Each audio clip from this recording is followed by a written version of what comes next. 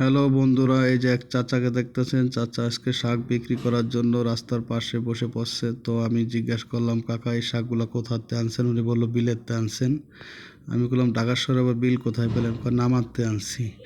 তো আপনারা সবাই জানেন ঢাকার চারপাশে মোটামুটি ডোবা নালা থাকে, সেখান থেকে এই শাকগুলো উনি সংগ্রহ করছেন। এগুলো আজকে তিতা পাট শাক বিক্রি করার জন্য আনছে। আমি ঠিক পিছনেই বসেছিলাম, আমি যে আমার ছোট ছেলেও আছে। তো আমরা সবাই বাইরে বের হয়েছিলাম, তো পাশে বসেছিলাম, দেখলাম উনি শাকগুলো কীভাবে আজকে বিক্রি করে। তো আমার দেখে খুব খারাপ লাগলো। ওনার শাকগুলো কেউ কিনতেছিল না, কিছু লোকজন আসতেছিল ওনার কাছে, জিজ্ঞাসা করতেছিল যে শাকগুলো কত দাম। তো উনি বলতেছিল যে 15 টাকা আটি, 2 আটি নিলে 25 টাকা। তো মানুষ কিনতেছিল না, চলে যাচ্ছিল। তো আমার খুব খারাপ লাগলো আসলে। এত কষ্ট করে উনি শাকগুলো আনলো, আসলে বিক্রি করতে পারতেছে না। তো আমার খুব খারাপ লাগলো। খারাপ লাগে থাকে আমি বললাম, কাকা কয়টি শাক আনছেন? উনি বললো আজকে 20 আটি আনছি। 20 আটি শাক কত বিক্রি করবে? কয় যা হয় 200-250 টাকা। তো আমি বললাম, কাকা এখানে 300 টাকা আছে, আপনি এখানে রাখেন, আপনি এটাতে কিছু কিনে কিনে খাইয়েন। আর শাকগুলো আমি কিনে ফেলাইলাম। তো উনি বললো, না বাবা, আপনি শাক বিক্রি করবো না আপনার কাছে, এতগুলো শাক রাখে আপনি কী করবেন? আমি না, আমি যা আমলায় তা করি, আপনি এটা রাখেন।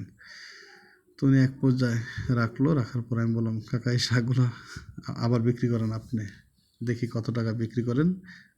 তো যেটা বিক্রি করেন সেটাই আমার। তো এই বললাম, কাকা হেসে দিল। তারপর আরও যে 2জন ভদ্র মহিলা আসছেন, তো ওনারা ঠিক মতো পরিষ্কার আছে কি না তো দেখে শুনে শাক পছন্দ করতেছে। করার পর এক পর্যায়ে উনি যখন 30 টাকা বলতেছে, ওনারা বলে 20 টাকা। আমার হাসি পাইলো আসলে, এত সস্তা দেওয়ার পরও ওনারা শাক নিতেছে না। চাচাও একটু রাগ হইলো। আপনারা জানেন কত কষ্ট করতে করে শাকগুলো আনছি পানিতে ভিজে।